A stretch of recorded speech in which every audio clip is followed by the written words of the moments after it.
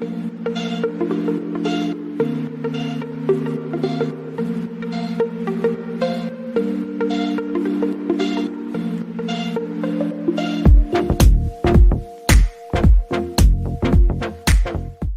you so much for having us.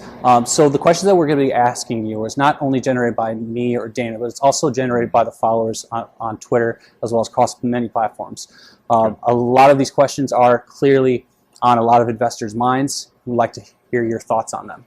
So we're going to go through a couple on the list. Number one, what is your overall vision for Faraday Future?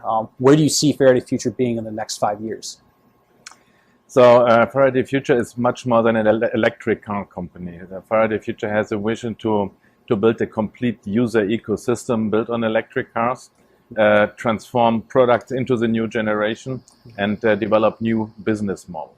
So what's happening right now, it's an exciting moment. So the whole industry is transformed. The internet goes into the car, internet and software are meeting the car. Shared mobility ecosystems will come into place. So the focus will go away from the driver more to the passenger. So it will be about user experience in the car, of course, in electric cars. It's basically, you're bringing another whole new ecosystem to it. It's going to be more of a user experience. It's not just how the vehicle performs. It's how, it's basically a home, a phone, and your laptop all in one into one single device. Correct. This is why we don't call it interior. We call the interior of our car third internet living space. So beside your home and your office, you have a third area, a third space where you are connected and where you can do everything which you are used to from your smart devices. And we just got done with a test ride, and I have to say that it's definitely an experience. It's no other experience that we have seen from any other vehicle, from the comfort aspect to it, to the overall speed and power of the vehicle. The FF91, it's everything but more. It's indescribable. And what are some of the things about the FF91 that you're the most proud of? So the FF91 will completely redefine what luxury and premium in the car industry means. And this car has a very unique positioning. Many people are asking me, why don't you come up with a more affordable version to go just right into the mass segment? But this is not how it works. If you want to sell a new product, you have to build a brand. People have to understand what you are standing about. And this is why we started at the top. If you want to build a top luxury premium brand, then you have to start at the top. You have to start with a halo product, a product everybody is talking about, many people desiring it, and almost no one can afford it. So this will define the brand. It will compete with great luxury brands like Maybach, like Bentley, like Rolls-Royce. And the cool thing is it's a complete unique positioning in the segment. In this segment, there is no other electric car and less a connected car to compete with. So the FF91 will set the pace. It will build the brand. It will make people understand what Faraday is standing for. And then with the next steps, we will move down into other more volume segments in the market with more products. And the biggest differentiator is, like you said already, is the user experience in the car. Every seat is a great seat. The driver's seat is a great seat, as you may have experienced. 1,050 horsepower, 0 to 60 in 2.4 seconds, almost 400 miles of range. This is cool if you are on the driver's seat, and it really drives like a sports car.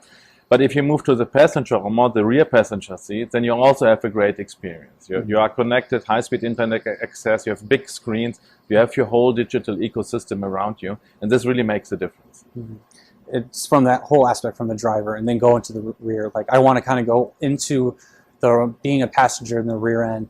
It's one of your user interactive head of design and head of user I'm trying to say is like head of user capabilities. He brought up a great trailer, and it really brought out the whole overall sound. You felt like you were in a movie theater. You felt like you were in one of the best surround sounds you ever had. Like, and the doors were wide open. It still felt like it was surrounding you. There was no break in sound quality whatsoever. Like, this really immerses you into the situation. Like, you guys have done a great job with it. Thank you. I'm really impressed. So we've obviously gone through the whole features of the FF91, and what really just distinguishes it across not only the electric vehicles, but the overall luxury sector. what do you think really, like, when it comes to the Faraday future? You've already talked about that, but what really is the end that distinguishes it across the whole brand from any others? It's definitely about the user experience. So what we are doing is, of course, we build electric cars, but we have a complete new approach to deal with our customers, with our users. So we are a user-centric company, and this is very different from traditional car companies. A traditional car company creates a product and sells it to the customer, takes a margin, and then the customer is gone. He might come back to the workshop for some service or after-sales business.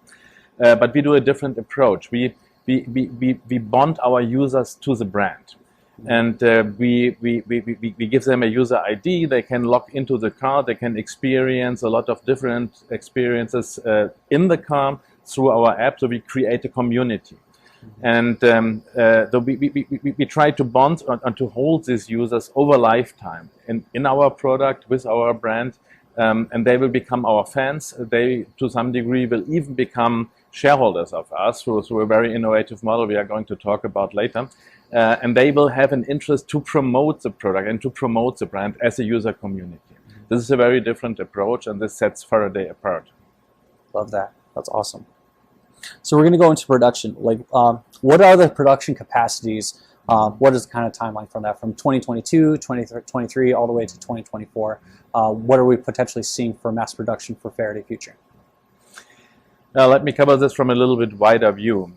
When I joined the company 2 years ago, there was a great vision, there was technology, there was a great product idea, but there was no really plan to achieve this vision in smaller steps, to break down the vision into steps which can be executed. And as you know, industrialize a car, this is a big job. It's a very complex technical product, and it's difficult to do so. So what we did is we created a very conservative business plan for the next years. If you look into the volumes, you will see in the first year we are going to sell 2,400 cars. The second year it will be around 40,000, and the third year it goes up to 100,000, which is still challenging to make this happen, but it's a realistic plan. So the production capacity we have is 10,000 units here in California in our own lead plant. And then we choose the contract manufacturing approach to scale the volumes with a partner in South Korea. The reason is, as a car company, you should own your production process. You should really understand the details. It's the only way to assure quality, stability of the process, and understand the cost implications. But scaling volumes, building plants is very capital intensive. So you have to spend a lot of money, and it creates risk if you build new plants. And why would you do this? There's so much capacity around in the world. So we choose to an approach with our lead plant in California to develop the process, to really understand it, to manage it. And then for scaling the volume in the business plan, we have a partner in an existing facility in South Korea where we just are going to implement our process to build the cars. Yeah, and I think that's again, it distinguishes you guys differently. You guys come at it with a hybrid aspect. You don't have to just rely on yourself to be vertically integrated. You will be vertically integrated with your whole technology. You have your patents across the whole board from the top down, but you're going to rely on the partnerships that you have and the contracts with others. And you're going through South Korea, which allow you to not only obviously sell the vehicle in South Korea, but you have the ability to sell and deliver to the likes of China, Japan, across the whole Asian Pacific region, which has a huge demand for EV vehicles right now. I think that's phenomenal. And the fact that you are like refurbishing basically a large Pirelli factory in Hanford that already has the 1 million square feet for you. All you need to do is just put in the assembly and you'll be right to go. And it saves you, so you don't have to spend that much CapEx to make that happen. I think that's brilliant. So we all talked about that. Can you give us a little bit more insights about the upcoming models for the FF81, the FF71, as well as the potential delivery van in the future? Of course. So the FF91 is a flagship. This is the top halo product. Like I said before, it will define the brand, low volume, very desirable, almost not affordable for most of the people. Then when the brand is set by the FF91, the next step will be the FF81. 81 will go one segment down in an area where Tesla Model X and S are playing today. So a car will start around $70,000, $80,000. It is the same technology, it's the same platform, and it's basically a smaller version of the FF91. It's a shorter wheelbase, a little bit less luxury in the interior. The whole user experience will be scaled down a little bit according to the segment. Still leading in this new segment, but of course below the FF91. And then the third step is to really go into the volume segment. This will be a car, our FF71, starting around $45,000. This is a different technology. It will be a different platform because it's very cost sensitive, but it will still transport the FF brand values, yeah? Which is great driving experience, which is great in-car user experience, and excellent design. That's great.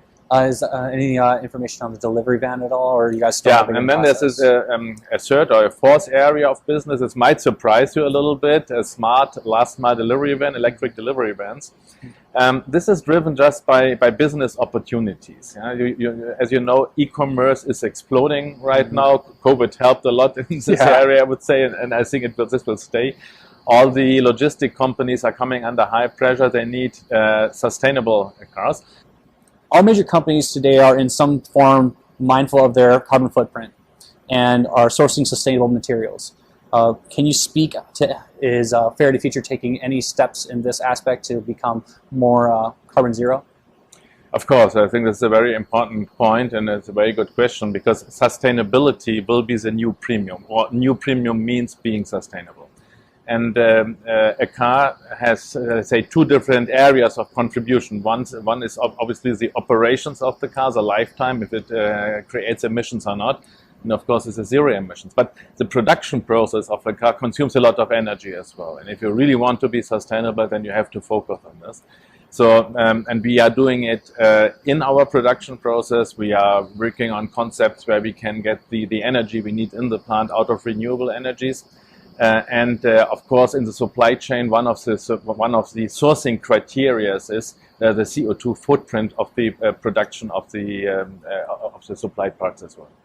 Oh, absolutely. Is there any potential? Obviously, you can't give me a straight answer. Is there any potential to partner with the likes of like Origin Materials or these other companies that are trying to give some kind of recyclable material for it to be incorporated into? Has that ever been gone through your gentleman's mind at all for the future processes? The only thing I can say, we are always open for cooperations. Our company is very strong in building partnerships, and we are always open to talk to the right companies and building the right partnerships. Absolutely understand. I understand you do legally. So what are some of the most important strategic partnerships that Faraday Future has, which are crucial for the rapid expansion as well as for production?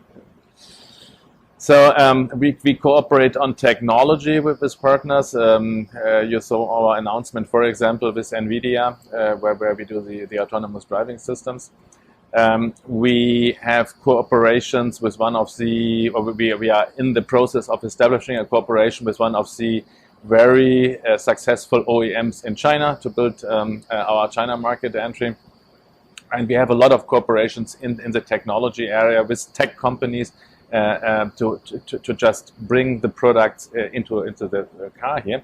Because one of the most important things as a company like us is that you really understand what should you do by yourself, what should you do in a partnership, and what should you buy.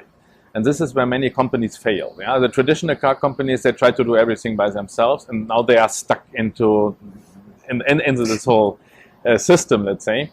Even some new companies, they try to do too many things by themselves, and then you lose your focus, and you're just not able to do it. It's not only a question of money, it's a question of focus, of capacity, of complexity. And we have a very clear strategy here. Whatever differentiates us, and these are two main areas, the propulsion system and all this digital in-car user experience, is the smart part of the car. This we do by ourselves. Technology is developed here. The production process is developed. It's protected by IP. Of course, we get components from others. And then areas which are not really, which are commodities where we don't differentiate, we use tier one suppliers. And to develop more complex systems, where we use partnerships whenever appropriate, for example, NVIDIA for the autonomous driving system here and others. Yeah, there's a lot of great strategic partnerships that you guys have generated, and it's going to help you become successful. So very happy to see that, especially when you're trying to focus on the now and the future of Faraday. So I absolutely love that. So obviously, very big news. Today, you guys officially got your approval for the business combination via the SPAC, PSAC. You're currently looking at the stock price. What is the most intriguing aspect of the opportunity of going through a SPAC, as well as do you believe that the deal values Faraday Future fairly?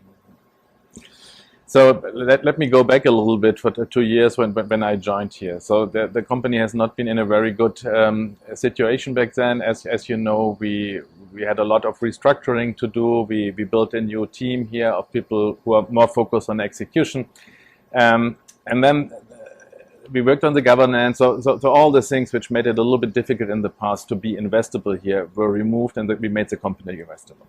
Then we had been in talks with investors just to private equity rounds here, but then COVID hit, and this changed the whole environment. People were not any longer prepared really to do long-term investments into a technology, into a company, into an industry where the return might be somewhere in the future. But at the same time, we have been a little bit lucky that the spec, let's call it trend or hype or whatever happened. If I'm very open, 2 years ago, if you ask me what is a spec, I would not give you an answer because I just did not know. I'm an engineer. But then, you know, Nicola and others did this kind. If you look at it from really from a neutral perspective, then it's a great opportunity for investors and for companies, because what it does is it basically protects investors. It reduces the potential downsides, the risk a lot, and it gives company with substance. You need substance, but companies with substance a chance to get funded and to get listed at public at the same time. And of course, you hear many times the argument, why do you do this? You could stay private and you are not so much under supervision and everything. I see this completely the other way around. Yeah? Being a listed company, being public, creates obligations. And this means you have to sharpen your mind. You have to be very clear what you are doing. You have to be responsible. You have to under-promise and over-deliver. And this is something which creates a lot of discipline in the team and in the company. And this is why I really like this idea. So for us, it's great. We get the last piece, which is the capital to bring this kind of production and to execute our business plan. I said before, the business plan is very conservative, so I'm absolutely confident we can do this. And on the other hand, it forces us, it drives us into delivery and into being very, very reliable. Absolutely. And that's why, like me and Dana, we love SPACs, because it allows, like you said, it allows investors to potentially get into the ground floor of a company and actually grow with them. You be able to look into an investor presentation of a company and get to look into the inner workings of them, and you can choose yourself whether you believe in them or not. You can become a lot more intimate with a company. So that's why I love that. And we saw it with Faraday Future and many other companies with the investor presentation. You got to learn the new restructuring, look at the leadership, look at what the plans are for the future. And that's why I love SPACs. I'll give my own kind of viewpoint on the valuation for Faraday Future. I think the valuation, I think it's smart that it's not so crazy high. It allows you to be able to grow overall. It's not going to, people won't be pushing you and saying, you're overvalued. No, you're going to be able to grow with the new products, from the FF91 Futurist to the FF81, FF71. You're going to be able to grow overall, and you're going to grow in value. So I think that value, that's for the investors to choose. And as you grow and as you execute, that's where Faraday Future will increase in value. So that I'll answer that. Can you speak on your relationship with the founder and his existing role in the company? Of course, happy to do so. So I know YTJA since 5 years or something, 5 or 6 years. And as you know, before I joined Faraday, after leaving BMW, I founded my own electric car company out of China. It was Byton. And since his first days, I was in contact with him. I met him here, I think, for the first time, it was in Hong Kong. And we created a relationship from that day. And it was interesting because the visions and the view how this industry will develop and how the products and business models will develop, we agreed from the first day very much on the direction. He is coming more from the internet and technology side. I'm coming more from the car side. But we had always a common view where this will go. And the idea of Byton was pretty much the same to some degree like Faraday. Then we have been in contact all the time. Then Byton failed. I had to leave Byton at the beginning of 2019. Of course, Faraday was always, let's say, in my focus or on my mind. And at the same time, he decided that he wanted to concentrate inside the company more on the user experience and the product, and that he wanted someone who to run the business here, yeah, to really run the company, more focus on execution, yeah, because the foundation was led. Now it was about execution, bringing a car into production. And he felt that I might be the right guy for it, and I was very happy that we agreed on something, that I got this chance to join the company as a global CEO here, because I really feel that this piece of executing, bringing a product into production and scaling the business, which I was doing in the past, that this might have been the missing part. So we are a perfect team, and we are very happy to work together, and I'm very happy that he is in the company, he's taking care of the product and the users, and bringing in all his experience from the past of technology and internet-based companies. And I absolutely agree. I think that you coming from the engineer and automobile sector, and him coming from kind of the electric, the digital aspect, and coming into one, it really meshes well. You guys are a good force. You're hand in hand working together to truly create something revolutionary. Speed is phenomenal. I'll tell you, the vehicle performs amazingly. In the same manner, the user experience is just on the exact same level. So I think that you guys really hit a home run with FF91. You're making a statement that you're bringing your experience as well as the leadership of experience in the automobile industry, and you're coming into that digital aspect that YT has provided in his past, and such a revolutionary mind coming to one, and it's really quite something special. Last question. What do you believe are the keys for Faraday Future to be successful in the near future? The key to be successful is, of course, we have to do our work. Yeah, of course, we have to get the suppliers back now. We have to scale up the team a little bit. So we have to do our work and have to mitigate all the risks and deliver. But from a higher perspective, the key of our success is that we stay down to earth. That we, and this is my worst ethics as a German engineer, that we under-promise and over-deliver. Yeah? This is for me the base. You always can have a vision. You need a direction where you are heading to. You have to have an idea what kind of company you want to have in 10 years from now. This is very important to take the right decisions. But on the other hand, you have to have the near-term focus. You have to be clear, what do you have to deliver in 3 months, in 6 months, in 9 months, and in 12 months. And you have to concentrate and focus and make this happen. Yeah. So focus, concentration, and delivery. These are the main elements, and this is what I'm standing for. I absolutely agree. I said that at the beginning. I believe that I said that actually on one of our company profiles about you. I said that in order for a company to be successful, you have to execute. I love that mindset. And that's what's going to make so attractive for people to potentially invest into Faraday Future. When you have a leader like yourself to be able to say, I'm not going to be all symbolism without substance. I'm not going to show you and promise you the world, and then you won't be able to hit that mark. You're going to be like, this is what our plans. We're going to take these small steps to be successful, and maybe something will happen and I'll surprise you. So I absolutely agree. So thank you so much, Carsten. I appreciate you jumping on and answering all these questions from not only myself, but my followers. And congratulations on your business approval, and good luck to the future. Thanks a lot, and thanks for having me here. Thank you so much.